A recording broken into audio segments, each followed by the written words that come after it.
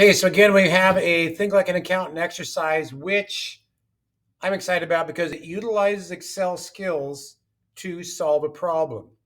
Again, I don't expect you to be God's gift to Excel, but I do expect you to learn and gain appreciation for the need for Excel in accounting, in doing some sort of data analysis, and then providing some sort of a written response. So I have this assignment open. I'm going to open up the Google Doc that has your name on it, which is your TLA Background and Instructions, Chapter 12. All right, going to go ahead and open that up. And here it comes with, first of all, the background information on Gerald Murphy and Jenkins Vacations.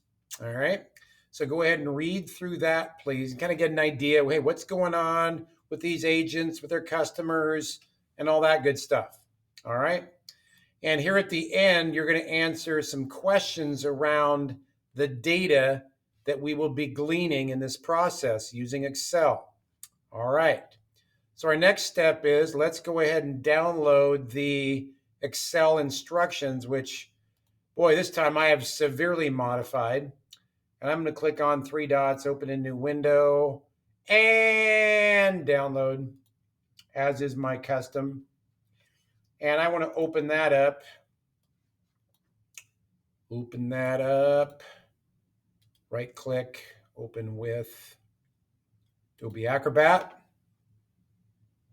I'll pull that over here in a second. Then I'm going to close out that tab, go back to here and get my Excel file, which I want to, three dots, download in Excel. I just don't like to use Google Sheets. It's not as nearly as functional. What says I can't have the same two workbooks open? Oh, that's nice. That's so pleasant. Okay. I'll just have this one open then. There you go. Think Like an Accountant, TLA Chapter 12. All righty. And there are my two tabs down at the bottom. I'm going to be doing data analysis for week 14 and week 15.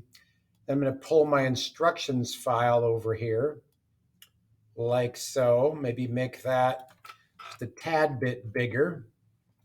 Again, you can read about Gerald Murphy, and basically it's the evaluations on his staff and who's improving and who's not. I remember one time one of my supervisors asked me about one of my subordinates that was reporting me. He said, do we need either fish or cut bait? Because sometimes, because of performance, you've got employees that are driving your company down. So that may seem harsh to some of you, but in reality, in the business world, you have to be willing to let people go if they're not performing. Okay, so I'm going to drop my name in. I'm on the analysis week 14. Okay, all right. And we're going to do something called conditional formatting, which I think is kind of cool. All right.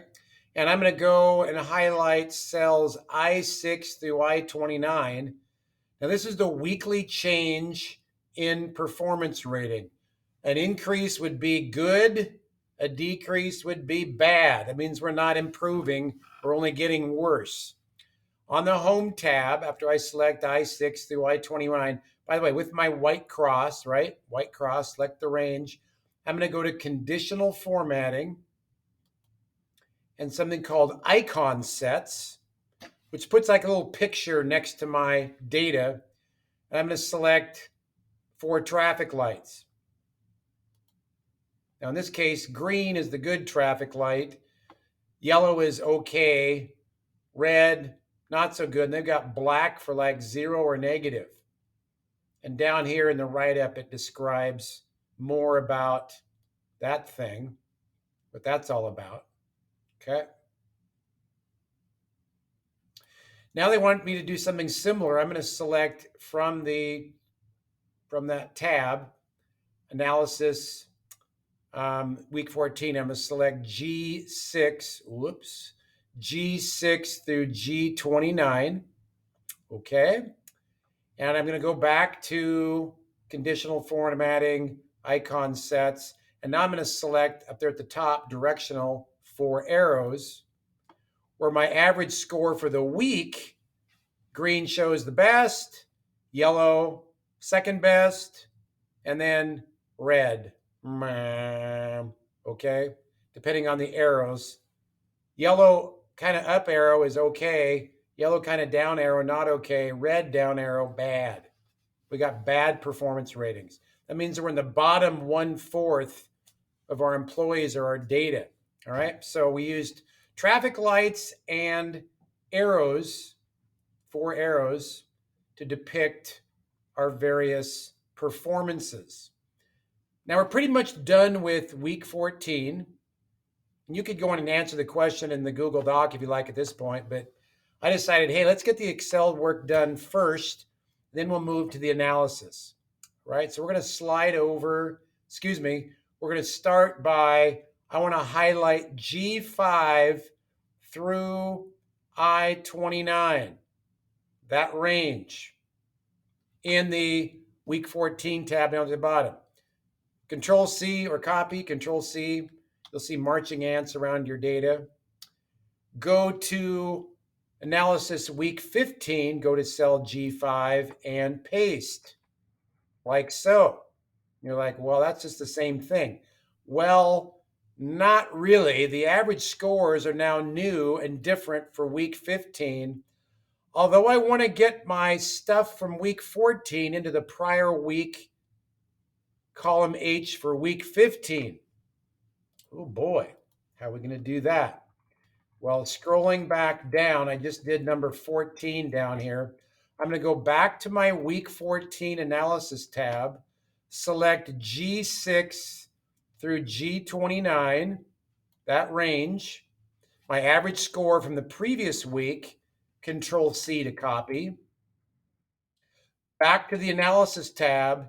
In this case, I'm going to go to H6, prior week, and up here on my clipboard, see where it says paste? I'm going to hit the drop down arrow there. And I'm going to say paste values. Paste values. Now somehow I've got select the analysis week 14 worksheet. I don't even know why I have that on there. Okay.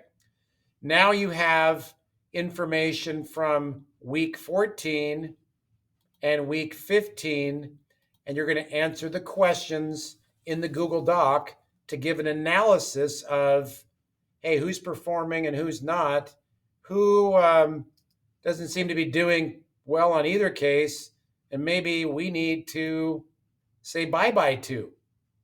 Wow, okay? So there you go. Go ahead and save that. Later on, you'll attach it to your assignment after you do the write-up. Now you need to go back to your Google Classroom. Close this out, back to your write-up, and using your Excel data, answer questions 1, 2, and 3. All right? Hope that's helpful. Let me know if you have any questions. Again, using Excel to create some decision making, in this case about some of our sales agents. All right, take care.